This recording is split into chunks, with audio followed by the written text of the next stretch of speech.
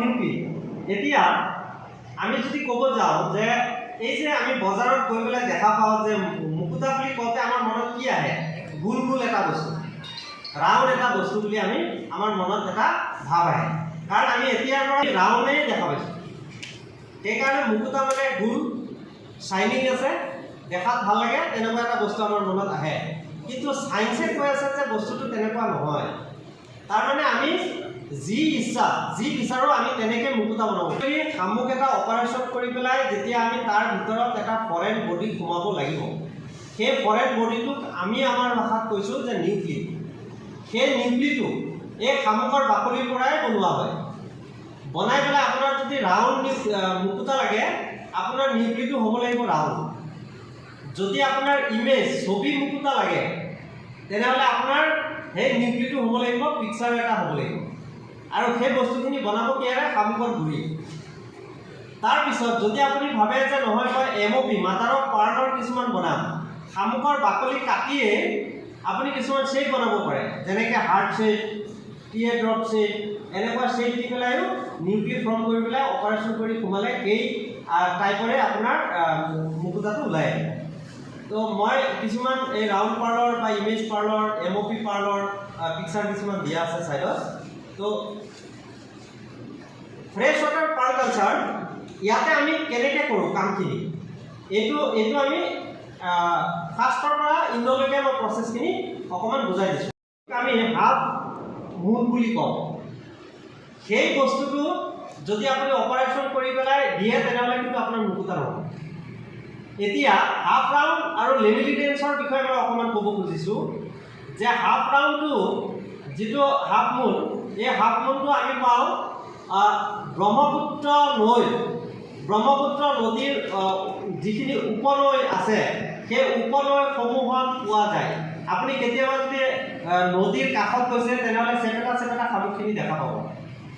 সেই চেপেটা শামুকখিনি কিন্তু সেইটো অৰ্ধচন্দ্ৰ হয়। সেই অৰ্ধচন্দ্ৰ আপুনি যদি ভাবে যে নহয় দেখাটো একেই, চিমিলাৰ। পুখুৰী ভাৰতবৰ্ষ,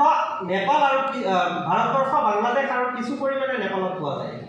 অল অভাৰ ৱৰ্ল্ডত লেমিলিডেন্স মাৰ্জিনেলিছ ফ্ৰেছ ৱাটাৰ ভাৰতবৰ্ষ, বাংলাদেশ আৰু কিছু পৰিমাণে নেপালত পোৱা যায়। অন্য কাণ্ট্ৰিত কিন্তু এইটো নাই। চ' আমাৰ অসমৰ ইমান ধুনীয়া এটা এনভাইৰনমেণ্ট আছে যে আমাৰ এই অসমত অতি জৰে পৰা এই শামুকটো আছে। আপোনালোকে শামুকটো দেখা পাই চাগে, মনত আছে সৰু থাকোঁতে চবেই সম্ভৱ এইটো দি খেলিছে, ময়ো খেলিছিলোঁ। কিছুমানে খেলিছে এইটো শামুক দি, যোনে আপোনাৰ মানে পুখুৰীৰ পাৰত যায় বা বিলত যায়, এই চেপেটা শামুকখিনি পোৱা যায়।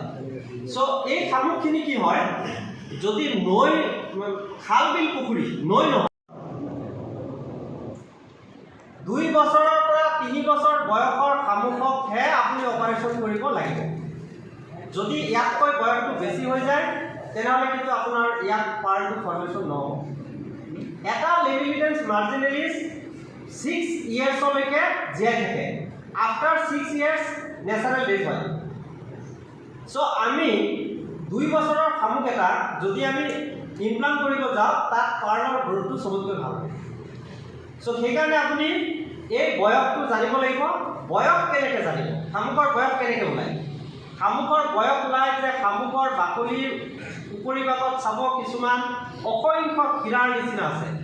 এই ক্ষীৰাবিলাক আপুনি আঙুলিৰে যেতিয়া চব চুই যাব, তেতিয়া তাতে যেনেকৈ আমি ৰাস্তাত গ'লে স্পীড ব্ৰেকাৰটো পাওঁ নে নাপাওঁ, চ' তেনেকুৱাকৈ যিকেইটা ওখ তাত আপুনি কাউণ্ট কৰিব 1, নেক্সট এটা পাব 2, নেক্সট এটা পাব 3, এনেকৈ 2 বছৰটো 3 বছৰটো এনেকৈ ইয়েৰটো চিলেক্ট কৰা হয়। চেণ্টিমিটাৰ আমাৰ স্কেল আছে, স্কেল পাত লৈ পেলাই আমি চেণ্টিমিটাৰটো জোখ লৈ আমি সেই শামুকটো লৈ আহিব পাৰোঁ। তো এতিয়া অপাৰেশ্যন কৰাৰ কাৰণে আমি মাজেলছ যিটো চিলেকশ্যন কৰিম, সেইটো হৈছে যে আমি 2 to 3 ইয়েৰ্ছৰ মাজেলছ ল'ব লাগিব আৰু 7 to 10 চেণ্টিমিটাৰ দীঘল হ'ব লাগিব। সেই শামুকটো আনি পেলাই আপুনি এটা হোল্ডিং টেংকত ৰাখিব লাগিব। ৰাখি পেলাই 1 ডে কৰি আনা, তাৰ ভিতৰত আকৌ এটা আছে, সেইটোক আমি হাফ মুন বুলি কওঁ। সেই বস্তুটো যদি আপুনি অপাৰেশ্যন কৰি পেলাই দিয়ে, তেনেহ'লে কিন্তু আপোনাৰ মুকুতা হ'ব। এতিয়া হাফ ৰাউণ্ড আৰু লেমিলিটেন্সৰ বিষয়ে মই অকমান ক'ব খুজিছো যে হাফ ৰাউণ্ডটো যিটো হাফ মুন এই হাফ মুনটো আমি পাওঁ ব্ৰহ্মপুত্ৰ নৈত পাৰ্ল কালচাৰ। এতিয়া যদি আমি মুকুতা খেতিৰ বিষয়ে মানে আমি অকমান যদি কওঁ মানে ইয়াতে যে একচুৱেলি পাৰ্ল কালচাৰটো এটা সাইন্টিফিক প্ৰচেছতে এইটো কাল্টিভেশ্যনটো হয়। তাত কি হয় যিখিনি মোলাস্ক আমি পাওঁ বা অয়েষ্টাৰ মাজেল তো এইখিনিক আমি এটা সাইন্টিফিক প্ৰচিডিউৰত ইয়াক অপাৰেশ্যন কৰি পেলাইহে পাৰ্লটো প্ৰডিউচ কৰা হয়। এইখিনি মই ডিটেইলছটো বুজাই দিম।